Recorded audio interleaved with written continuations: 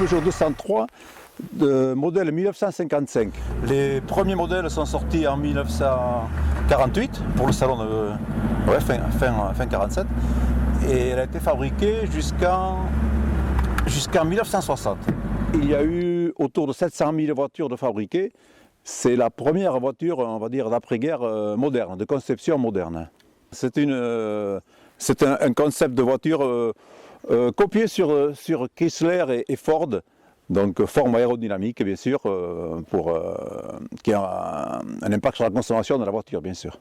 C'est une propulsion chez Peugeot, donc dans la tradition des propulsions, puisque la première traction avant de Peugeot, c'est la 204, donc ce sont les années déjà 60. C'est une 5 places avec un moteur 1300 cm3, donc 7 chevaux fiscaux. Et c'est un véhicule qui roulait, qui pouvait atteindre 115-120 km/h en vitesse de pointe. C'est les portières suicides. C'est le nom exact. Il y a quelques pièces anachroniques, on va dire. Pour l'époque, l'alternateur a remplacé la dynamo. Ah, tu as mis l'alternateur pour des raisons on va dire, pratiques. On peut rouler avec les phares, je veux dire, il n'y a pas de problème de batterie. Le filtre à air n'est pas d'origine Peugeot, je le dis parce qu'il est beaucoup plus silencieux que... C'est un moteur qui a moderne pour l'époque, puisqu'il a une culasse hémisphérique à l'alliage d'alu. Et c'était un moteur carré, donc c'était un moteur performant. Les premiers modèles avaient une puissance de 45 chevaux, je crois qu'avec les évolutions, c'est allé jusqu'à 50 ou 52 chevaux.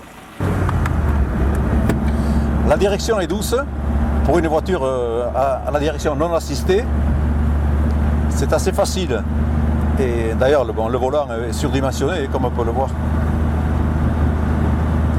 Ça manque de reprise comparé aux voitures actuelles. Mais dans le flot de circulation, à 80 ou 90 km/h, on suit sans problème.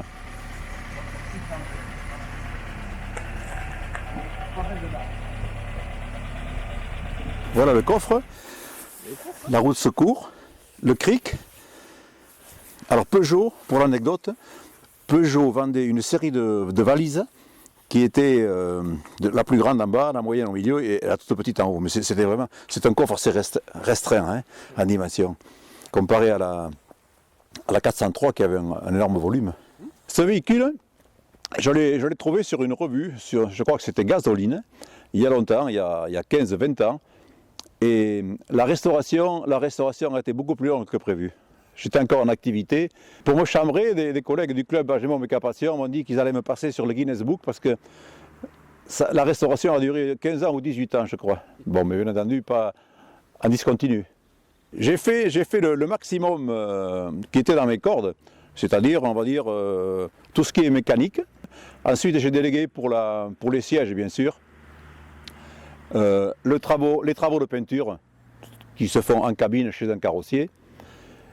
Et il est arrivé ce qui arrive lors de restauration de véhicules, c'est-à-dire il vous manque une pièce, par exemple, une pièce particulière qui n'est plus fabriquée, ou les qualités de fabrication sont plutôt médiocres.